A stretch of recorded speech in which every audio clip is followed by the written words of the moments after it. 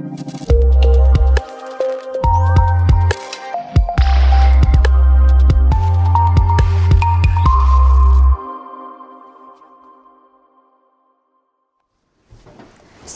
warahmatullahi wabarakatuh. Halo, apa kabar mahasiswaku semuanya? Bertemu lagi bersama saya, Rizky Nurul Nugraha, dalam mata kuliah Perencanaan dan Pengelolaan Destinasi Pariwisata 1, bagian 5. Baik, untuk saat ini kita masih membahas mengenai Undang-Undang Kepariwisataan Nasional Nomor 10 Tahun 2009, kelanjutan dari pertemuan sebelumnya. Yang di sini kita akan membahas mengenai bab 7 dari Undang-Undang Kepariwisataan tersebut mengenai hak, kewajiban, dan larangan. Itu ya, bagian pertama ini membahas tentang hak dari atau kewajiban dari pemerintah daerah mengatur dan mengelola usaha kepariwisataan sesuai dengan ketentuan peraturan perundang-undangan. Kalau ada pasal 19 itu hak dari setiap orang atau wisatawan atau juga pengelola, ini hak semua orang itu memperoleh kesempatan memenuhi kebutuhan wisata, lalu melakukan usaha pariwisata, menjadi pekerja atau buruh pariwisata, dan tetap berperan dalam proses pembangunan kepariwisataan. Nah, setiap orang atau masyarakat di dalam dan di sekitar destinasi pariwisata juga memiliki hak prioritas, yaitu menjadi pekerja atau buruh, konsinyasi, dan atau pengelolaan. Lalu yang berikutnya kita berbicara pada pasal 20 ada hak wisatawan juga. Di sini hak wisatawan tentunya memiliki informasi yang akurat mengenai daya tarik wisata. Jadi terkadang wisatawan juga mendapatkan informasi yang berbeda dari satu sumber informasi dengan destinasi yang terkait. Jadi kadang-kadang wisatawan merasa dibohongi, di mana informasi yang didapat tidak sesuai dengan destinasi yang dia kunjungi. Lalu berikutnya pelayanan kepariwisataan sesuai dengan standar, tentu mengikuti aturan-aturan berlaku, pelindungan hukum dan keamanan agar wisatawan itu merasa aman dan nyaman, pelayanan kesehatan, perlindungan hak pribadi, perlindungan asuransi untuk kegiatan pariwisata yang beresiko tinggi seperti rafting, kegiatan-kegiatan climbing dan lain sebagainya. Itu kegiatan-kegiatan yang memiliki resiko tinggi. Kalau seringnya lagi bungee jumping, nah hal-hal seperti itu harus ada perlindungan asuransinya. Lalu pasal 21 keterbatasan fisik dari wisatawan itu sendiri. Jadi destinasi wisata juga harus menetapkan ketentuan atau syarat-syarat dari satu destinasi. Misalnya di Dufan, area wisata dunia fantasi itu, di situ tertulis bagi anak-anak usia berapa sampai berapa, tingginya berapa, minimal dan lain sebagainya. Itu hal-hal seperti itu harus concern dibuat atau dituliskan agar wisatawan itu mengetahui apakah mereka itu bisa mempergunakan wahana tersebut atau tidak memenuhi standar dari ketentuan-ketentuan wahana tersebut.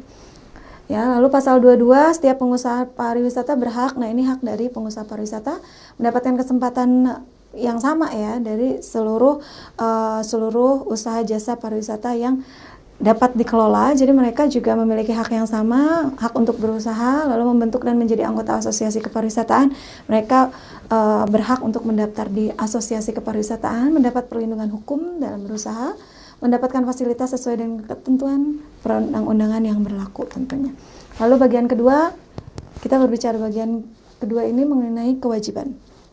Kewajiban pemerintah dan pemerintah daerah itu berkewajiban tentunya menyediakan informasi pariwisataan yang valid ya, yang betul, yang sesuai dengan fakta dan kenyataan yang berlaku di destinasi. Lalu menciptakan iklim yang kondusif untuk perkembangan usaha pariwisata. Berikutnya memelihara, mengembangkan dan melestarikan aset nasional yang menjadi daya tarik wisata dan aset potensial yang belum tergali. Jadi aset-aset ini nanti akan digali mana yang potensi untuk dikembangkan, mana yang tidak berpotensi. Lalu mengawasi dan mengendalikan kegiatan kepariwisataan dalam rangka mencegah dan menanggulangi berbagai dampak negatif bagi masyarakat. Nah, jadi dampak-dampak negatifnya juga digali, dilihat. Kalau terlalu banyak dampak negatif, maka kegiatan pariwisata itu kemungkinan tidak dapat berlangsung. Lalu ketentuan lebih lanjutnya mengenai pengawasan dan pengendalian kepariwisataan ini diatur dengan peraturan presiden. Jadi ada perpresnya juga. Lalu berikutnya pasal 24, setiap orang berkewajiban, ini kewajiban setiap orang menjaga dan melestarikan daya tarik wisata, tentunya membantu terciptanya suasana aman, tertib, bersih, berpilih kasih santun, dan menjaga kelestarian lingkungan destinasi pariwisata. Lalu pasal 25, tentunya ini juga ada kewajiban bagi setiap wisatawan, sama harus menjaga dan menghormati norma agama, adat istiadat, budaya, dan nilai-nilai yang hidup dalam masyarakat setempat. Memelihara dan melestarikan lingkungan, tentu itu kewajiban dari wisatawan juga. Turut serta menjaga ketertiban dan keamanan lingkungan, lalu turut serta mencegah segala bentuk perbuatan yang melanggar kesusilaan dan kegiatan yang melanggar hukum. Lalu ini ada pasal 26, pasal 26 ini mengenai kewajiban dari pengusaha pariwisata ini. Kewajiban dari pengusaha pariwisata ini cukup banyak. Pertama itu menjaga dan menghormati norma agama, adat istiadat, budaya, dan nilai-nilai yang hidup dalam masyarakat setempat, lalu memberikan informasi yang akurat dan bertanggung jawab, memberikan pelayanan yang tidak diskriminatif, lalu memberikan perlindungan asuransi pada usaha pariwisata dengan kegiatan yang berisiko tinggi, lalu mengembangkan kemitraan dengan usaha mikro, kecil, dan koperasi setempat yang saling memerlukan, memperkuat, dan menguntungkan. Lalu mengutamakan penggunaan produk masyarakat setempat. Saya sudah ulas sebelumnya, jadi diutamakan itu produk setempat. Lalu meningkatkan kompetensi tenaga kerja melalui pelatihan dan pendidikan, ada training and development. Lalu berperan aktif dalam upaya pengembangan prasarana dan program pemberdayaan masyarakat, tentunya agar masyarakat ini ditingkatkan lagi knowledge-nya atau kemampuannya dalam memiliki kompetensi untuk pelayanan usaha jasa pariwisata. Lalu turut serta mencegah segala bentuk perbuatan yang melanggar kesusilaan dan kegiatan yang melanggar hukum di lingkungan tempat usahanya. Memelihara lingkungan yang sehat, bersih, dan lestari, lalu memelihara kelestarian lingkungan, alam, dan budaya, kemudian menjaga citra negara dan bangsa ya. Citra negara dan bangsa itu wajib selalu terpelihara, lalu menerapkan standar usaha dan standar kompetensi sesuai dengan peraturan perundang-undangan yang berlaku. Lalu berikutnya ini kita berbicara bagian ketiga. Bagian ketiga itu kita berbicara mengenai larangan. Larangan ini ada di pasal 27, setiap orang dilarang merusak sebagian atau seluruh fisik daya tarik wisata. Merusak fisik daya tarik wisata sebagaimana dimaksud ayat 1 itu adalah melakukan perbuatan mengubah warna, mengubah bentuk, menghilangkan spesies tertentu, mencemarkan lingkungan, memindahkan, mengambil, menghancurkan, atau memusnahkan daya tarik wisata sehingga berakibat berkurang atau hilangnya keunikan, keindahan, dan nilai autentik suatu daya tarik wisata yang ditetapkan oleh pemerintah atau pemerintah daerah setempat. Nah, bab 7, kewenangan pemerintah dan pemerintah. Ini kewenangan pemerintah dan pemerintah daerah ini ada di pasal 28. Pemerintah berwenang menyusun dan merencanakan Riparda, lalu Riparnas, lalu mengkoordinasikan pembangunan kepariwisataan lintas sektor dan lintas provinsi, menyelenggarakan kerjasama internasional di bidang kepariwisataan sesuai dengan ketentuan peraturan perundang-undangan yang berlaku, menetapkan daya tarik wisata nasional, menetapkan destinasi pariwisata nasional, menetapkan norma, standar, pedoman, prosedur, kriteria, dan sistem pengawasan dalam penyelenggaraan kepariwisataan, lalu mengembangkan kebijakan pengembangan sumber daya manusia di bidang kepariwisataan, memelihara, mengembangkan, dan melestarikan aset nasional yang menjadi daya tarik wisata dan aset potensial yang belum tergali, melakukan dan memfasilitasi promosi pariwisata nasional, lalu memberikan kemudahan dan mendukung kunjungan wisatawan, kemudian memberikan informasi atau peringatan dini yang berhubungan dengan keamanan dan keselamatan bagi wisatawan, lalu meningkatkan pemberdayaan masyarakat dan potensi wisata yang dimiliki masyarakat, mengawasi, memantau, dan mengevaluasi penyelenggaraan kepariwisataan, serta mengalokasikan anggaran kepariwisataan. Pasal 29, pemerintah provinsi berwenang menyusun dan menetapkan Riparprok, rencana induk pengembangan pariwisata provinsi, mengkoordinasi penyelenggaraan kepariwisataan di wilayahnya, lalu melaksanakan pendaftaran, pencatatan, dan pendataan pendaftaran usaha pariwisata. Lalu berikutnya adalah menetapkan destinasi pariwisata provinsi, menetapkan daya tarik wisata provinsi, memfasilitasi promosi destinasi pariwisata provinsi, lalu memelihara aset provinsi yang menjadi daya tarik wisata provinsi, serta mengalokasikan anggaran kepariwisataan.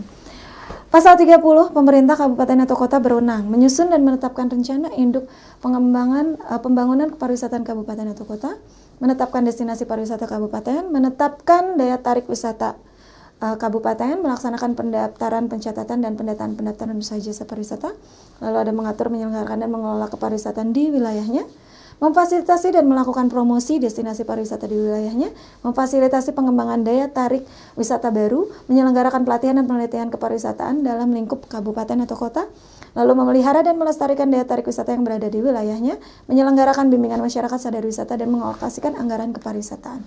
Pasal 31, tentu setiap perorangan, organisasi pariwisata, lembaga pemerintah, serta badan usaha yang berprestasi luar biasa atau berjasa besar dalam partisipasinya, meningkatkan pembangunan, pelaporan, dan pengabdian di bidang kepariwisataan yang dapat dibuktikan dengan fakta yang konkret, diberi penghargaan. Jadi penghargaan itu penghargaan itu ditetapkan oleh pemerintah atau lembaga lain yang terpercaya. Penghargaan dalam bentuk pemberian piagam, uang, atau bentuk penghargaan lain yang bermanfaat. Kita berbicara pasal 32 mengenai ketersediaan penyebarluasan informasi kepada masyarakat untuk kepentingan pengembangan kepariwisataan. Lalu menyediakan menyebarluaskan informasi pemerintah pengembangan sistem informasi kepariwisataan nasional, serta mengembangkan dan mengelola sistem informasi kepariwisataan sesuai dengan kemampuan dan kondisi daerah masing-masing. Ini bab 9 berbicara mengenai koordinasi. Tentunya dalam satu kegiatan pariwisata itu perlu ada koordinasi yang konkret. Koordinasi ini biasanya berupa koordinasi strategis lintas sektor, meliputi bidang pelayanan kepabeaan, keimigrasian, dan karantina, bidang keamanan dan ketertiban, bidang prasarana umum yang mencakup jalan, air bersih, listrik, telekomunikasi, dan kesehatan lingkungan, bidang transportasi darat, laut, dan udara, bidang promosi pariwisata dan kerjasama luar negeri. Lalu berikutnya pasal 34, koordinasi strategis lintas sektor ini biasanya dipimpin oleh presiden atau wakil presiden. Lalu pasal 35 berbicara mengenai ketentuan lebih lanjut tata kerja, mekanisme, dan hubungan koordinasi lintas sektor itu diatur dalam Perpres, peraturan presiden. Bab 10, Badan Promosi Pariwisata Indonesia. Nah, ini Badan Promosi Pariwisata Indonesia. Kenapa perlu badan promosi? Karena di Indonesia itu promosi pariwisata itu tidak hanya di dalam negeri tapi juga ke luar negeri.